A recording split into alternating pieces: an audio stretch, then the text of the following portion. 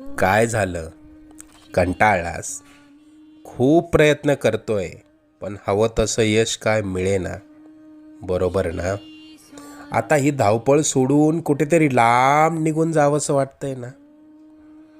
अजून किती दिवस सोसावं लागणार हेच तुझ्या डोक्यात कायम असतं. त्याच त्याच गोष्टींना पुरता कंटाळून गेलायस तू. मला माहिती आहे, या वेदना आता तुला सहन होत नाहीये. यापुढे अशी समस्या तुला सतावणार नाही.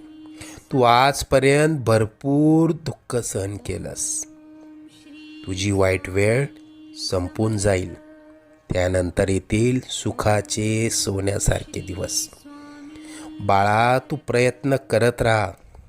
जिथे तू थांबशील तिथून पुढे तू हाती घेतलेले कार्य आम्ही पूर्णत्व